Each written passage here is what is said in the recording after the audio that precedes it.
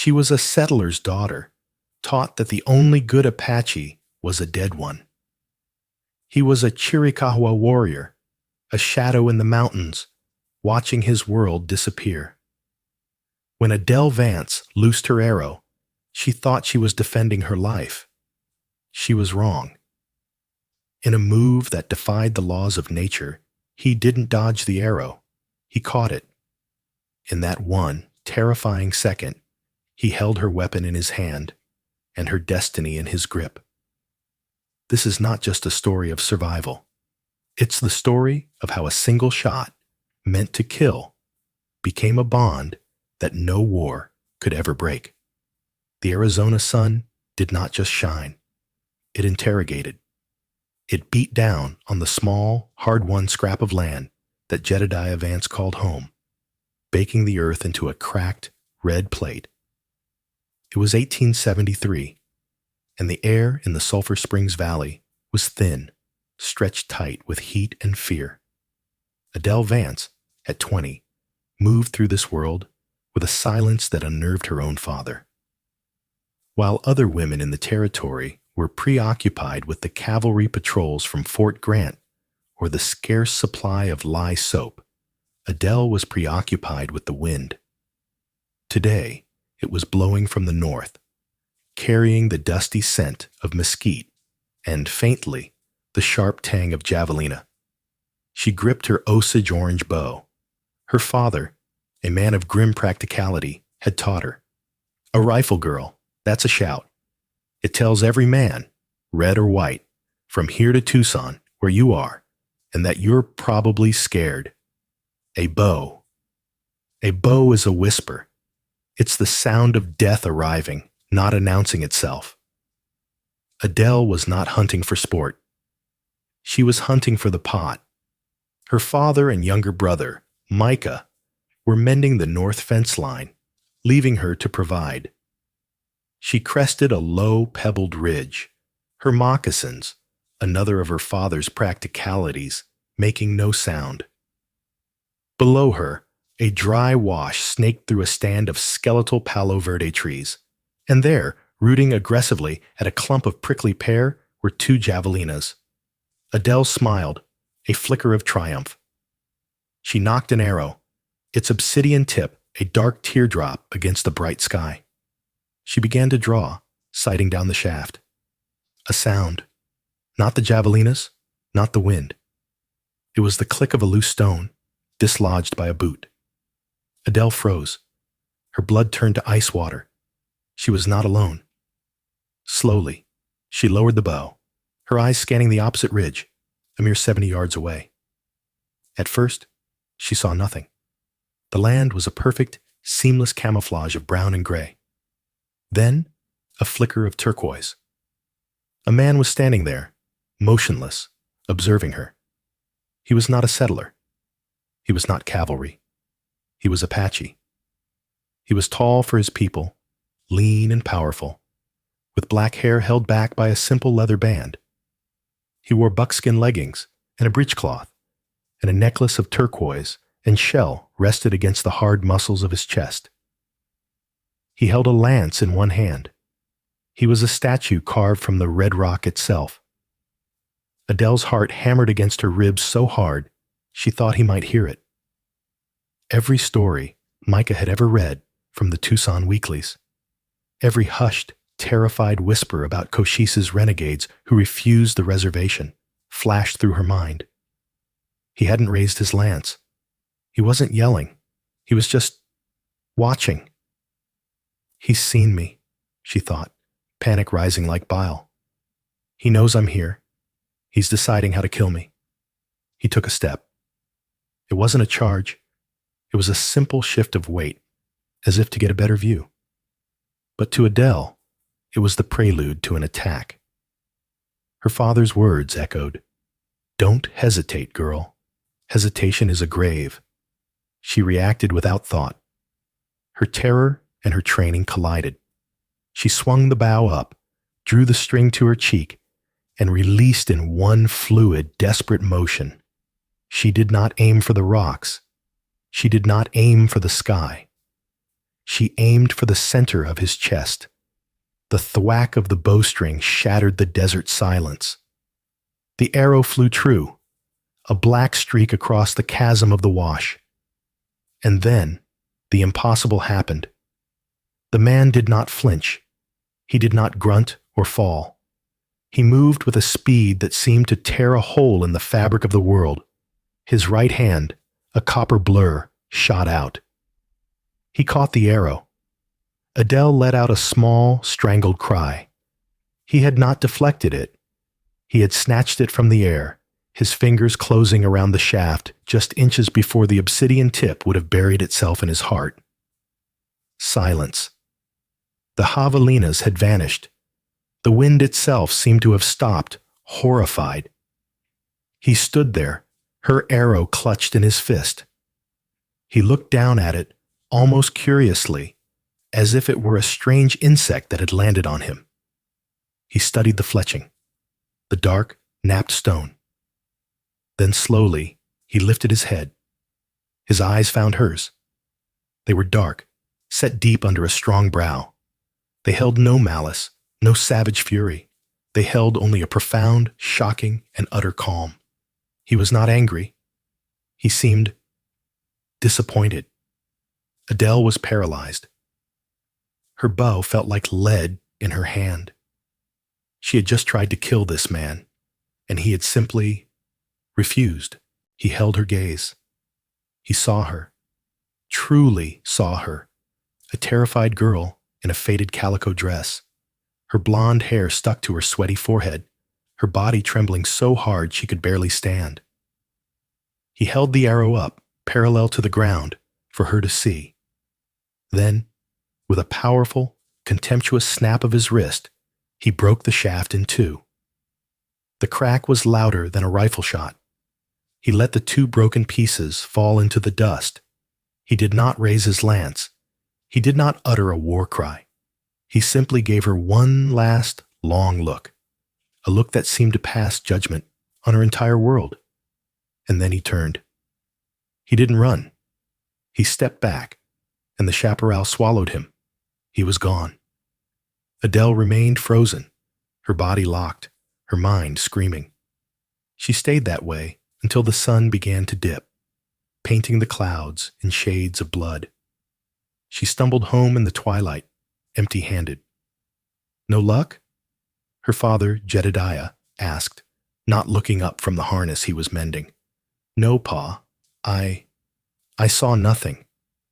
That's a pity, Jedediah sighed. Elias Thorne is riding in from Tucson tomorrow. He's bringing his father. I was hoping to offer them something better than jerky and beans. Adele's stomach twisted. Elias, her intended.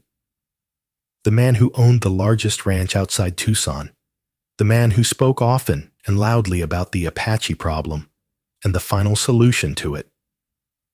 She went to the water basin, her hands shaking as she tried to wash the grime from her face.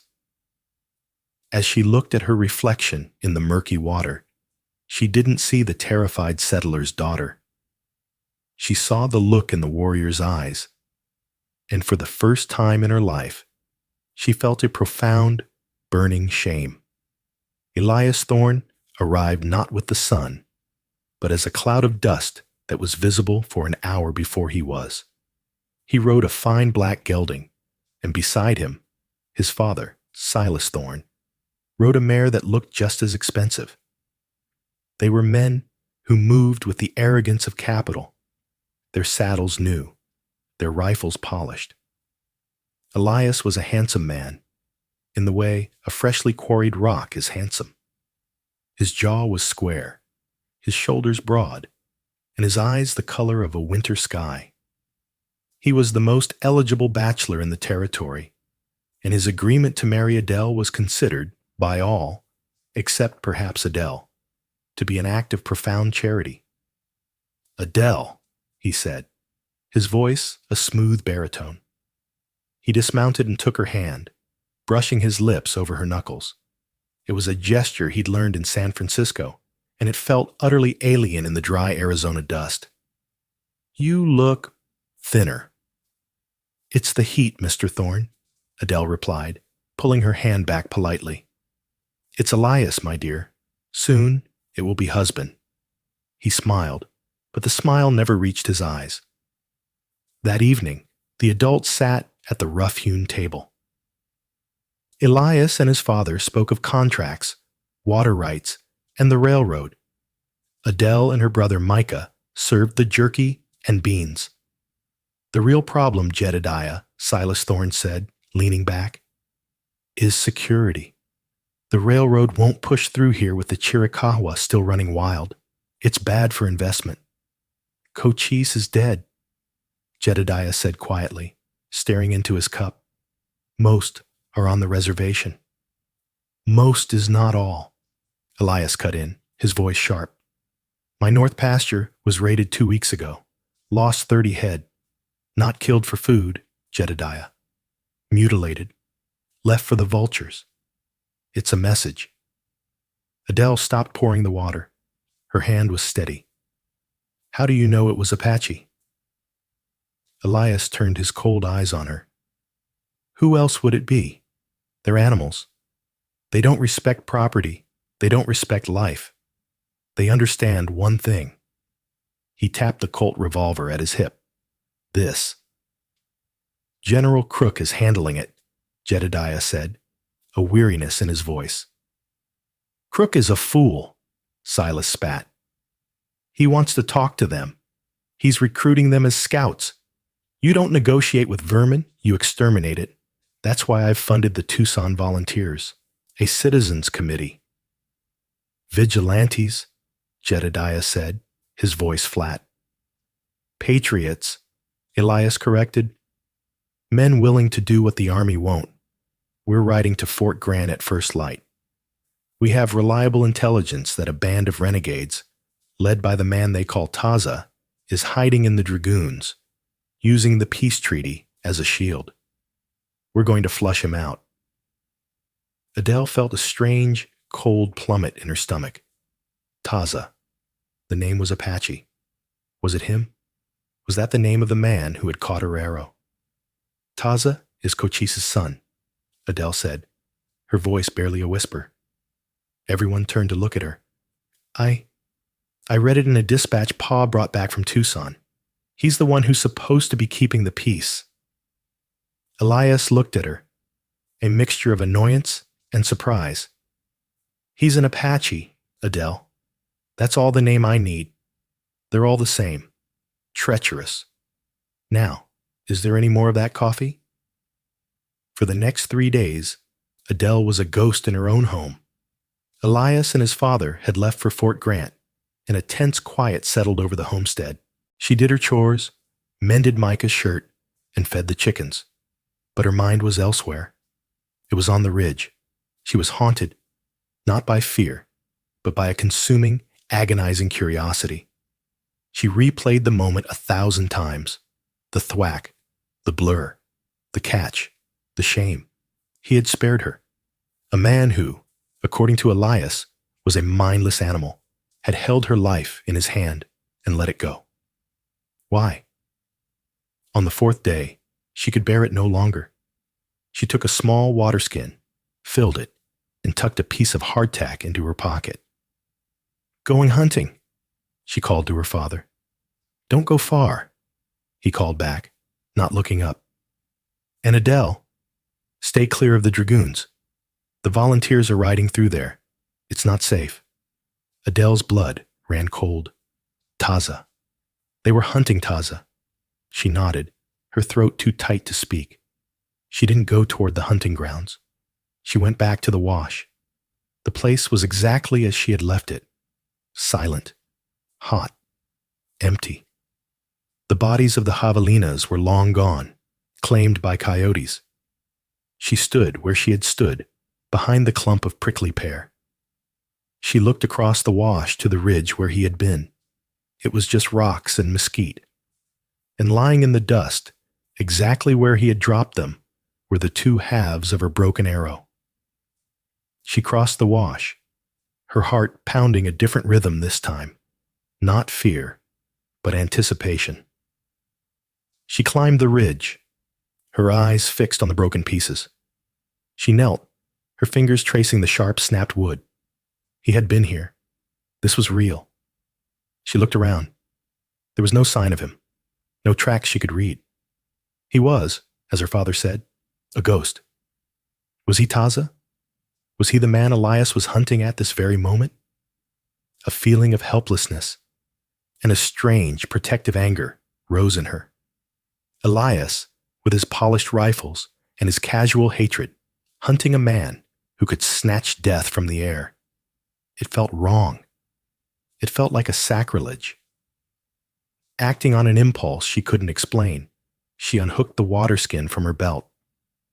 She placed it on the flat rock where he had stood. Next to it, she placed the small, dry piece of hardtack. It was a pathetic offering. It was, perhaps, a foolish, dangerous one. She looked at the small gifts. A peace offering, an apology, a thank you for her life. She didn't know. She only knew she had to do it. She scrambled back across the wash and hurried home, her mind a whirl. She felt as though she had just crossed a line, one from which she could never return. That night, she dreamt, not of Elias, but of dark, calm eyes, a copper-skinned hand, and the sharp, clean scent of mesquite. 2 days passed. The water skin and the hardtack became Adele's consuming secret. The thought of them, sitting on that rock, was a constant thrum beneath her skin. Had he found them? Had a coyote scattered them? Or, worst of all, had Elias and his volunteers found them, seeing it as proof of collusion? Elias was still gone, thankfully. The patrol was taking longer than expected. Jedediah and Micah rode out to check their traps, leaving Adele alone at the homestead. She couldn't stay away. She told herself it was just to retrieve the water skin. It was valuable. But she knew it was a lie. She had to know. She took her bow, not for hunting, but for courage. The late afternoon sun was long, casting deep shadows as she approached the wash. She moved more slowly this time, her senses straining. She climbed her ridge first, looking across. The rock was empty. Her heart sank. The water skin was gone. The hardtack was gone. She felt a strange, sharp pang of loss, disappointment. A coyote, she told herself, or a raven. She crossed the wash, her feet heavy. She climbed the far ridge, her eyes scanning the ground. No tracks? Nothing. She reached the flat rock. It was bare. Felt foolish, didn't you? She whispered to herself. Leaving gifts for a ghost. She turned to go. It was not a ghost. The voice was low, and it came from behind her. Adele spun, her hand flying to the arrow in her quiver, her heart leaping into her throat. He was there. He was not on the rock. He was 10 yards away, standing in the shade of a mesquite tree, and he had been there the entire time. He'd watched her climb the ridge. He'd watched her discover the missing items. He was as she remembered, tall, silent, and formidable. He wore the same buckskin leggings, but he was bare-chested now, the muscles of his torso defined by the dappled light. Her water skin was slung over his shoulder. She stared, her mind blank, her body frozen. He held up his hand, palm out. A sign of peace. He was holding nothing else. No lance, no knife. "You have the thanks of my sister," he said. His English was slow, measured, but clear. The hard bread was sharp, but the water was good. Adele blinked. "Your sister?" "She is young. She was thirsty." He nodded toward the water skin he carried. "This is a good skin. It holds the cool." I left it for you," Adele stammered, feeling heat rise in her face. "I do not need it," he said simply. He stepped forward, his movements fluid and soundless. He stopped 5 yards from her. "Why did you shoot at me?" The question was direct, with no malice. It was a question of pure fact. I was afraid, Adele said, her voice small. I saw you. I thought you were going to attack me. He tilted his head, his dark eyes studying her. You were hunting. I was hunting. We were in the same place. This is the way of the land. It is not a reason for war. My people, we are taught to be afraid, she said, clutching her bow. You are taught to hate, he corrected, his voice still quiet, but with a new edge. And you are taught to be clumsy. Adele flinched. Clumsy? Your shot was true. Your heart was strong, but your eyes were blind. You shot at a shadow. He took another step. Do you know who I am? I think... Are you Taza? A flicker of surprise crossed his face. He nodded, a slow, grave gesture. I am Taza, son of Cochise. Elias Thorne is hunting you. He and his volunteers. They're with the cavalry at Fort Grant. They say you raided his ranch. Taza's face, which had been open, closed instantly.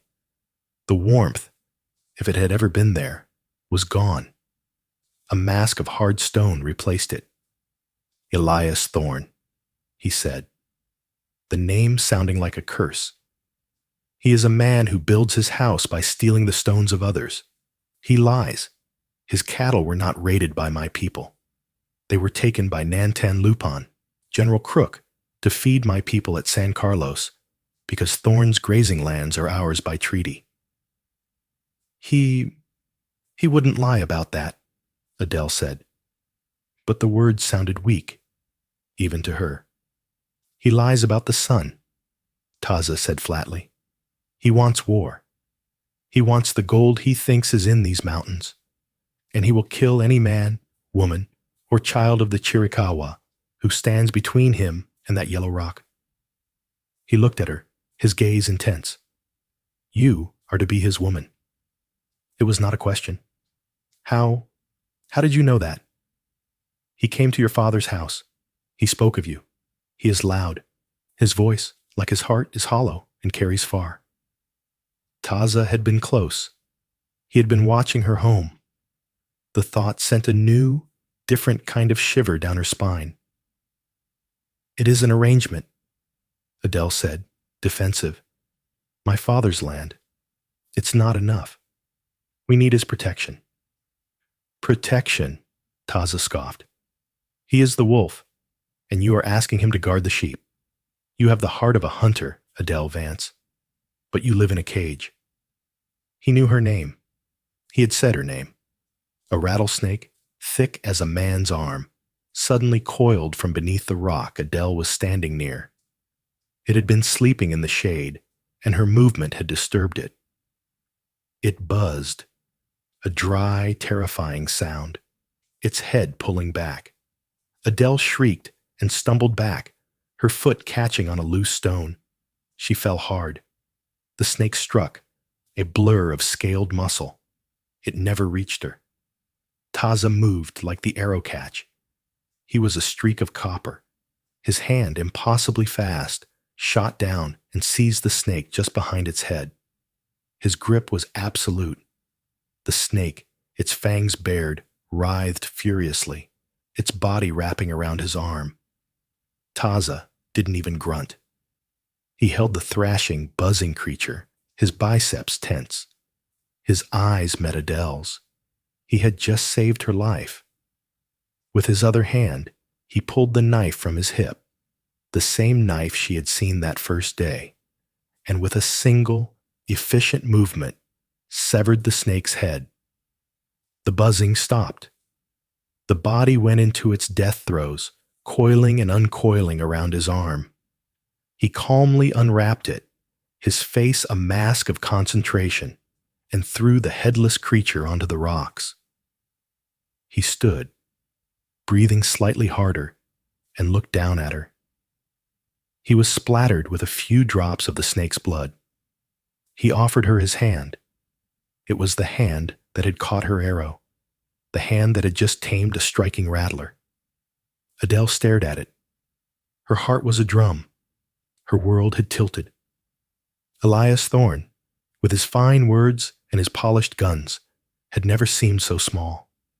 This man, an animal and a savage, had spared her, and now he had saved her. She placed her trembling hand in his. His skin was warm, his grip calloused and strong. He pulled her to her feet as if she weighed nothing. They stood close enough for her to smell the scent of dust and sweat, and something wild, like pine sap. "Your fear?" he said, his voice low. "It makes you loud." You did not hear him. He gestured to the snake. "You must learn to listen. The desert speaks, but you and your people only know how to shout." He let go of her hand, but the feeling of his grip lingered. "The volunteers will not find me," Taza said, his face hardening again as he remembered their conversation. "They are chasing shadows, but they will find someone, and they will kill, because that is what they were paid to do." "What do you mean?" "Thorn does not care who he kills, as long as it is Chiricahua. There is a small band of Mescalero, families, moving north to the mountains. They are not warriors. They are old ones and children. They are 2 days' ride from here, near the sulfur spring. Thorn's men will find them, and they will call it justice." "No," Adele whispered, horrified. "Elias wouldn't kill children." Taza's laugh was short and bitter. "He would call it stopping the next generation. You do not know the man you are to marry." He turned and retrieved the snake's body. "A gift. Your brother is small. The meat is good." He coiled it and offered it to her. Adele, numb, took it. "Go home, Adele Vance," Taza said, his voice soft again. "And do not come back here. This is not your place. The next time you see me, you will be with him, and I will not be your friend." He turned and, just as before, he was gone. He didn't melt into the shadows. He simply walked away, and the land took him back. Adele scrambled down the ridge, her mind reeling. The heavy, headless snake clutched in her hand. She had a choice to make. Adele did not sleep. She sat at her small window, watching the stars wheel across the sky. Taza's words echoing in her mind. Thorn does not care who he kills. He will find them, old ones and children. She thought of Elias's cold eyes. She thought of his casual, confident hatred. "They're animals, Adele. You don't negotiate with vermin. You exterminate it." Taza was right. Elias would do it. He would slaughter those families and return to Tucson a hero, the man who had pacified the dragoons. She felt sick. At dawn, she heard the horses. It wasn't just 2. It was a dozen. She ran to the porch. Elias was back, and he was not alone. His Tucson volunteers were with him, a hard-bitten collection of out-of-work miners, failed ranchers, and saloon toughs. They were heavily armed, their faces grim with dust and purpose. "Adele," Elias boomed, swinging down from his horse. He was energized, his eyes bright. "Pack us food, as much as you have. We're not staying." Jedediah and Micah came out, rubbing sleep from their eyes. "What's this, Elias?" Jedediah asked, his eyes narrow as he took in the armed men. "We cut their trail, Jedediah," Elias said, stripping off his gloves. "The army scouts were useless, but my men found it. A band of about 20, heading for the sulfur spring, just as my informant said." Adele's heart stopped. Sulfur spring. It was exactly what Taza had said. "They're not Taza's men, though," Elias continued, grabbing a dipper of water. "Seems to be Mescalero, but they're off reservation, and that makes them hostile. We're going to make an example of them." "Elias," Adele said, her voice shaking, "what if they're not warriors? What if they're just families?" Elias laughed. "Families. Every Apache boy is a future warrior, Adele. Every woman is a breeder of more. There's no such thing as an innocent Apache. He turned to his men. Grab any flour and jerky you can find. We ride in 5. He turned back to Adele, his good mood souring at her expression. What's wrong with your face? You should be proud. We're making this land safe for people like you. By killing children? She whispered. Elias's face darkened. He grabbed her arm, his fingers digging in. You will not question me, Adele. Not now. This is men's business. You are a homesteader's daughter. Start acting like one. Now get the food. He shoved her toward the house. Adele stumbled inside, her arm throbbing, her mind racing. This was it. Taza's words were coming true, right in her front yard. She looked at the sacks of flour, the hanging strips of jerky. This food would fuel a massacre. She began to pack a canvas sack, her hands moving automatically, her mind spinning. What can I do? She couldn't stop them. A dozen armed men. Her father was old, Micah a boy. She was one woman with a bow. You must learn to listen. The desert speaks. She packed the jerky. She packed the flour. And then, as she reached for the salt tin, her eyes fell on the small leather pouch her father kept on the high shelf. Opium. He kept it for medical use, for Micah's toothaches, or if a horse broke a leg. It was a powerful tincture, thick as molasses. Her hands were shaking again, but not from fear, from a cold, terrible resolve. She looked out the window. Elias was shouting orders, his back to the house. Quickly, she unhooked the main water skin that hung by the door, the one reserved for guests. She uncorked it, poured out a little water, and then emptied the entire contents of the opium pouch into it. She shook it vigorously, the dark liquid dissolving into the water. She took the sack of food and the fresh water skin outside. Here, she said, her voice a dead monotone. She handed the sack to one of the men. She walked directly to Elias. You should take this. It's the full one. You'll need it. Elias, still irritated, snatched it from her. That's better. He slung it over his shoulder. We'll be back in 2 days. Have a hot meal waiting, Adele. We'll have news of a victory. He mounted his black gelding, raised his hand, and the volunteers thundered out of the yard, heading north toward the sulfur spring. Adele stood, her hands clenched, her heart pounding. Adele, her father said, coming up behind her. His voice was troubled. He had seen Elias grab her. What did you do? I gave them food, Pa, like he asked. No, Jedediah said, his eyes on the cloud of dust. You looked like your mother did, just before she set fire to that corn jobber's wagon in Missouri. He sighed, a deep, weary sound. That man, Thorne, he's not a good man. No, Pa, Adele said, turning to him. He's not. She had drawn a line in the dust. She had just poisoned a dozen men. It wouldn't kill them. She knew that. But it would make them sick. It would confuse them. It would slow them down. She had bought the Mescalero family's time. But now she had to warn them. I have to check the snares, Pa, she lied, grabbing her bow. Adele, no, stay here. I have to. She ran to the corral, grabbed her mare, a skittish roan, but the only horse left, and threw a blanket on its back. Adele, her father yelled, true panic in his voice.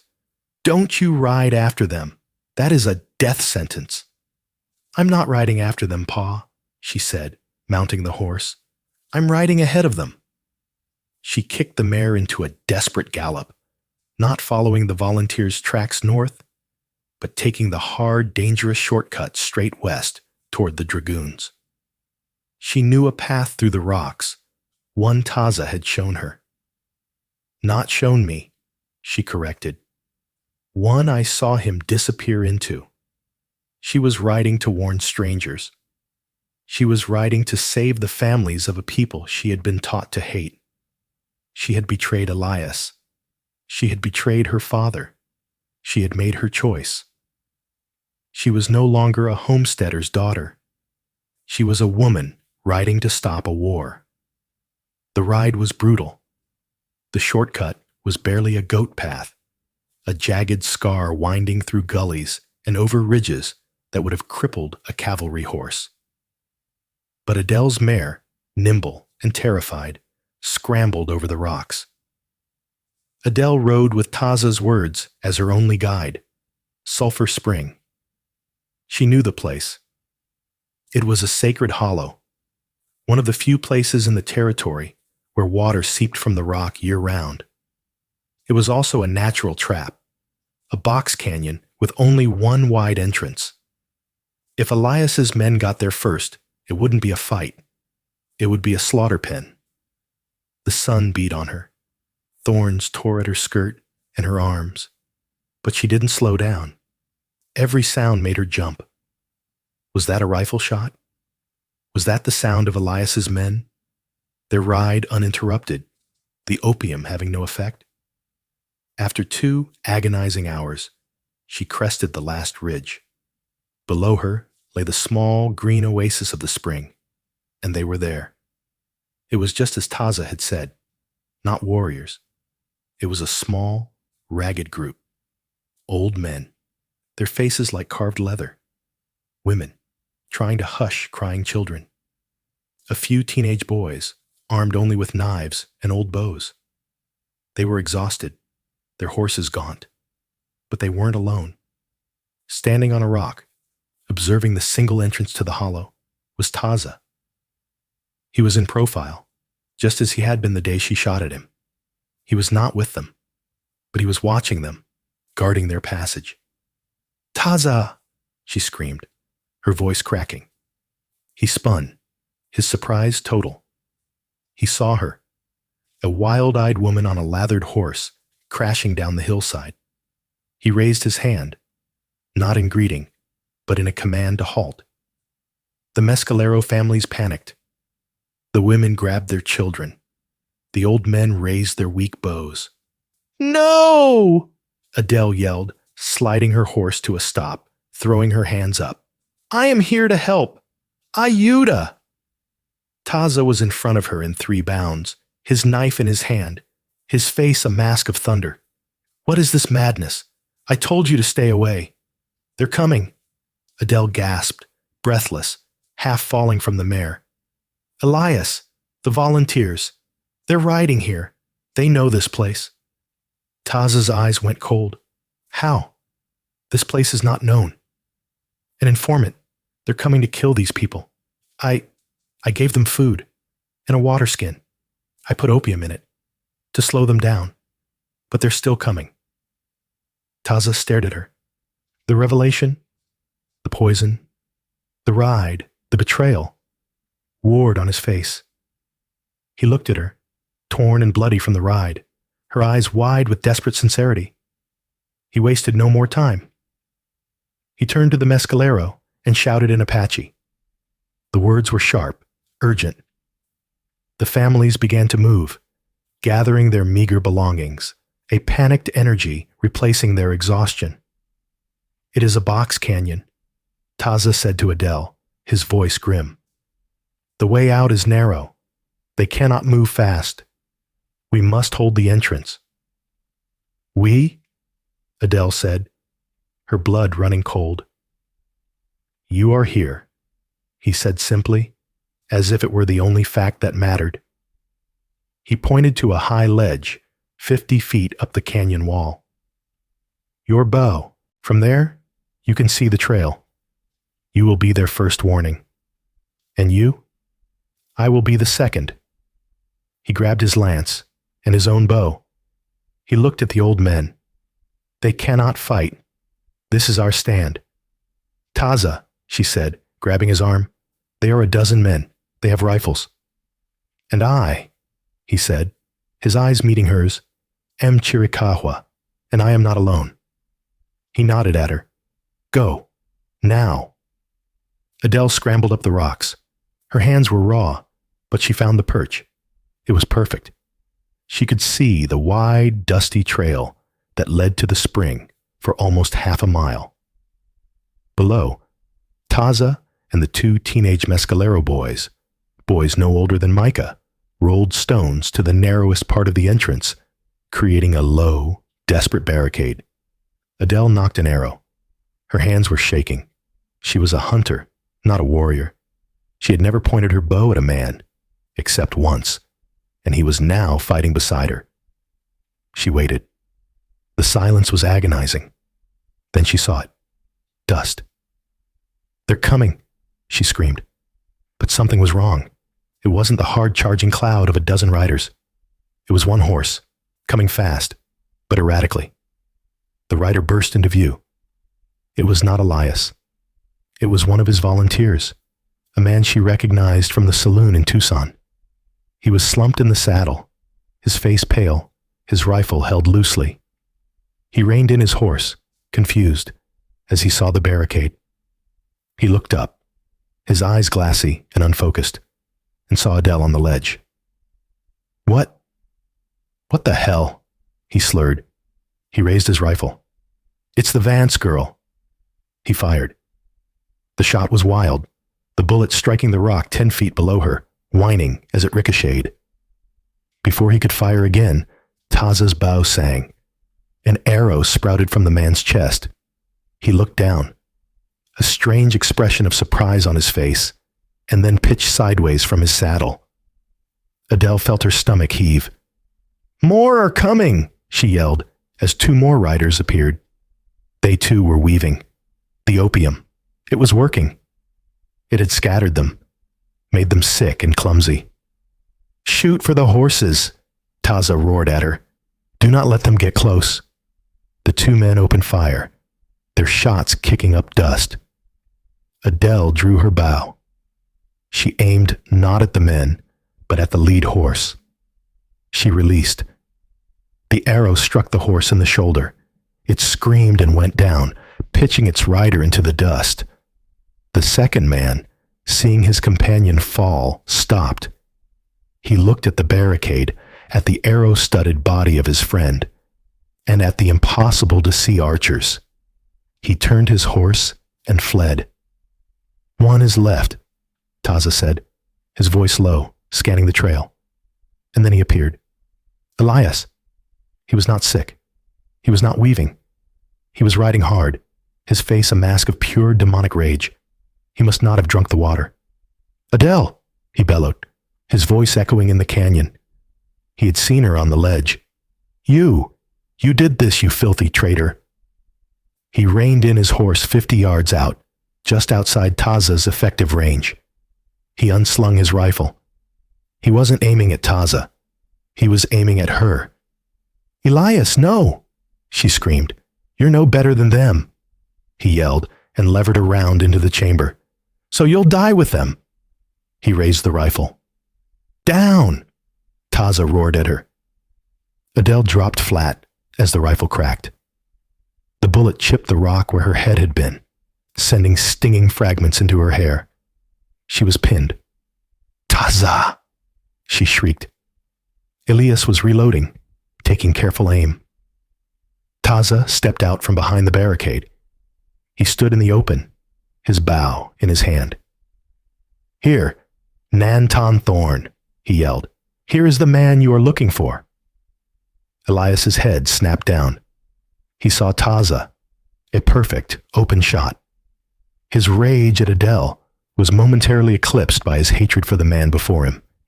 He smiled, a wolf's grin. "Finally," he whispered, and shifted his aim. "No!" Adele screamed. She rose from the ledge, knocking her own arrow, drawing and firing in one desperate fluid motion. It was too far. The arrow was too light. But Elias flinched, seeing the movement.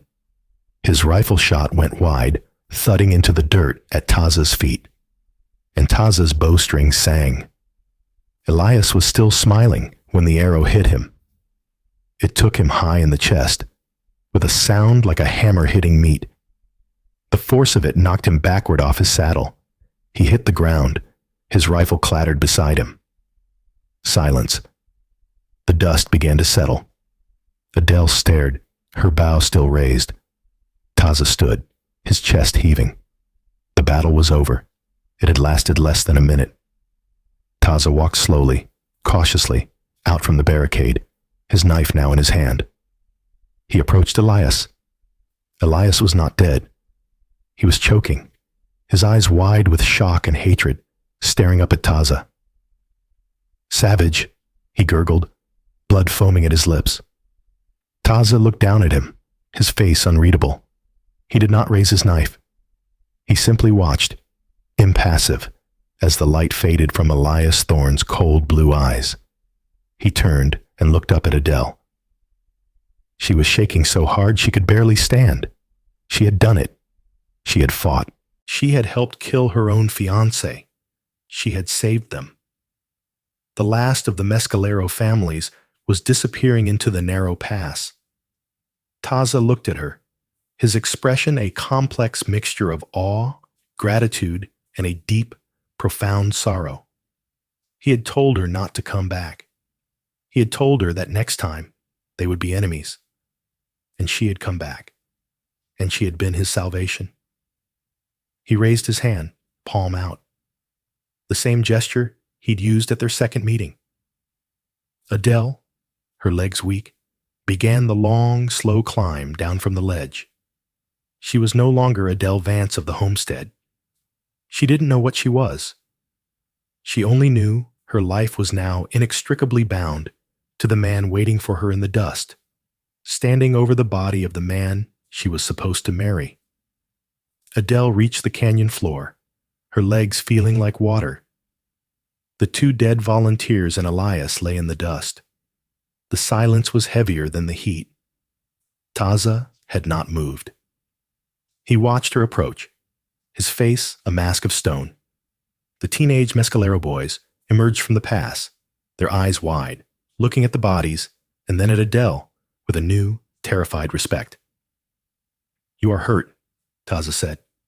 It was the first thing he spoke. Adele touched her hairline. Her fingers came away bloody from the rock fragments. "It's nothing." "It is not nothing," he said. He reached out, his fingers gently, almost clinically, brushing the hair from her temple to inspect the wound. His touch was light, but it sent a jolt through her. "They are gone," he said, nodding to the pass. "The families are safe." "And the others?" Adele asked, her voice hollow, gesturing to the trail. "The rest of his men." "They will be sick for a day," Taza said. "When they recover, they will find this, and they will go back to Tucson, and they will tell the story." The reality of what she had done crashed into Adele. "They will say I betrayed them, that I murdered Elias." "You did," Taza said, without judgment. "You killed him, to save me, to save them." "They will come for me," she whispered, looking in the direction of her home. "My father, Micah. They'll be in danger. Elias's father, Silas. He will burn our homestead to the ground. He'll... Oh, God, Pa." She turned to run for her horse, a wild panic seizing her. "I have to go back. I have to warn them." Taza caught her arm. His grip was like iron. "No. Let me go. That's my father," she cried, struggling against him. "And you are a traitor," Taza said, his voice hard, forcing her to look at him. "You are an enemy. You ride back to your home, and you will not be saving your father. You will be leading the rope to his neck. They will hang him for siring you. No. Yes. You are Apache lover. You are murderer. You are, to them, worse than me. You cannot go back. There is no back for you." Adele stopped struggling. The fight went out of her, replaced by a cold, bottomless despair. He was right. She had seen the way Silas Thorne operated. He would have Jedediah and Micah arrested, or more likely, lynched as collaborators. By trying to save her family, she would destroy them. She sank to her knees in the dust, the full weight of her choice crushing her. "What have I done?" she sobbed. "What have I done?" Taza stood over her, his shadow falling across her. He waited patiently for the storm of her grief to pass. The desert sun beat down. After a long time, she looked up. Her face was streaked with dust and tears. "Where do I go?" she whispered. "You saved my life," Taza said, his voice softer now. "You saved the Jipa, the Mescalero. This is not a small thing. My people, the Chiricahua, we are at San Carlos. It is a bad place. We are dying there, but we are alive. You would be safe there, as safe as any of us." "A reservation?" Adele said, the word tasting like ash. "It is that, or it is this." He gestured to the empty, hostile desert. "Alone. You will not last a week. The sun will kill you, or Thorne's men will. At San Carlos, you will have my protection. You will be with me. With me." It was the only thing that made sense. Her old life was a smoking ruin, a bridge she had burned and kicked the ashes of. Her new life was this man, the man who had caught her arrow, saved her from a snake, and stood with her against her own people. She stood up, wiping her face. "My horse, she is tired." "We will rest her," Taza said, "and we will take their rifles, and their ammunition, and their water. It is a long ride to San Carlos." He looked at Elias's body, his face grim. "The world of men like him is ending, and the world of my people is ending. Perhaps we are the new world." He turned to the bodies, his movements practical, gathering the spoils of their desperate war. Adele, her mind numb, went to her mare, stroking its neck, her hands still shaking. She was a killer, a traitor, an orphan by her own hand. But as she looked at Taza, kneeling by Elias's body to retrieve his rifle, she felt something else. A terrifying, fragile, and powerful thing. She was not alone. The ride to San Carlos took 3 days. They were days of thirst, heat, and silence. Taza led her on paths Adele never knew existed, through canyons so narrow they had to ride single file, over mesas that seemed to touch the sky. They spoke little. The gravity of their shared act hung between them.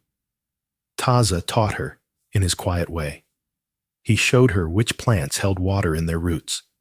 He showed her how to read the clouds for rain. He showed her how to move with the land, not against it. On the second night, they shared a fireless camp. Adele, exhausted, fell into a deep, troubled sleep. She woke with a start. A scream caught in her throat. She had dreamed of Elias, his eyes wide and bloody. Taza was sitting awake watching her. He was a dark silhouette against the sea of stars. "It is the way of it," he said, his voice a low rumble in the dark. "The first man you take, his ghost will walk with you for a time. You've killed many," she whispered. "I have," he said. "I have killed soldiers. I have killed miners. I have killed Mexicans. I have never killed to save. Not like that. Not with someone." He shifted, moving a little closer. "Why, Adele? Why did you do it? For my sister? For the hard bread?" Adele looked at her hands, pale in the starlight. "I don't know. When I saw you, that first day, you caught the arrow. It was impossible. It was like seeing the world stop. And when Elias spoke, his voice was so full of hate. He wanted to destroy you, and he didn't even know you. He didn't know you could do that. He didn't know you spared me." She met his gaze. I think I did it because your world, the world where a man can catch an arrow, seemed more real than his." Taza was silent for a long time. He held your arm, he said, at your home.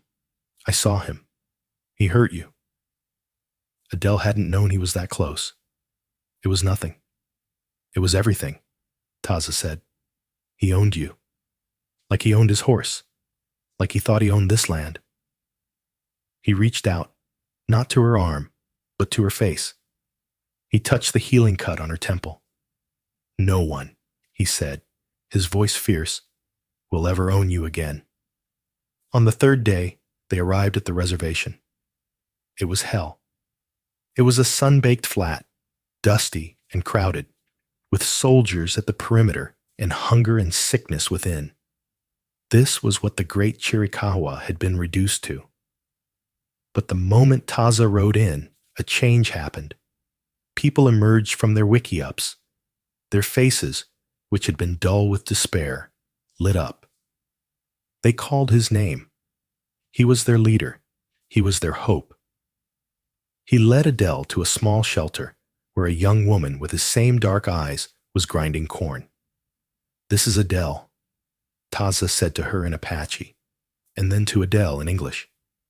This is my sister, Na Lin La. Na Lin La looked at Adele, a white woman, with open suspicion. Taza spoke to her quickly. He told her of the water skin. He told her of Sulphur Spring. The girl's eyes widened.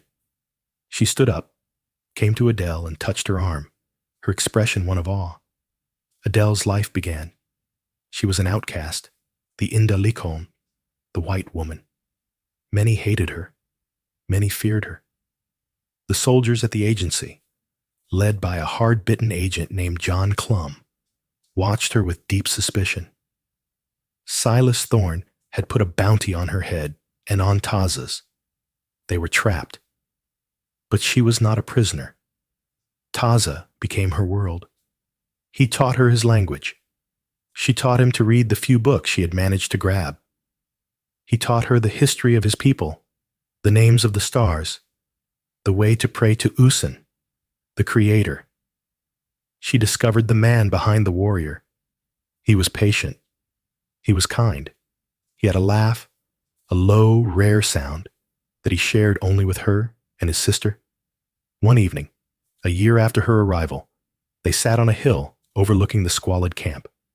The sky was a brilliant, bloody red. My father, Adele said, the first time she had spoken of him in months. And Micah. I wonder if they are alive. They are, Taza said. Adele turned. How do you know? A scout of mine, one who works for Clum, rode near your old land. Thorne's men came, but your father and brother were gone, taken by the Inda, the soldiers, for their protection. They were taken to Tucson. They are safe. They think you are dead, kidnapped and killed. Adele let out a breath she'd been holding for a year. It is better that way. She was free. They were safe. Taza turned to her. You are not Inda, he said. You are not Chiricahua. You are Adele. And you are Taza, she said, her voice soft. I have something, he said. He reached into a pouch at his belt. He pulled out 2 small, broken pieces of wood. Her arrow. He had kept it. He had gone back for it. You broke it, she said, her voice thick. It was a bad arrow, he said, a faint smile on his lips. It was shot in fear. He pressed 1/2 into her hand. But it was a true shot. It brought you to me. He kept the other half. You caught it, she whispered, her fingers closing around the wood. I did, he said. He leaned in, his black hair brushing her cheek. But you, Adele Vance, you caught me. He kissed her. It was not the clumsy, demanding kiss of Elias Thorne. It was like the desert, quiet, deliberate, and absolute. It was the closing of a circle that had begun with a thwack and a blur. She had shot an arrow at his heart, and in catching it, he had held hers. And in the middle of this dying world, surrounded by enemies and despair, they had found a life. And so, Adele's and Taz's lives were forever bound, not by a shared world, but by a shared moment of impossible grace. Their path would never be easy. They would face bounties, starvation, and the fight for their people's survival. But they would face it together. What did you think of Adele's impossible choice? Do you believe a love like theirs could have truly survived the brutal realities of the Old West? Let me know your thoughts in the comments below. If you enjoyed this journey into the heart of the Arizona Territory, please like this video, share it with a fellow story lover, and be sure to subscribe for more dramas and twists from the Wild West. Thanks for listening.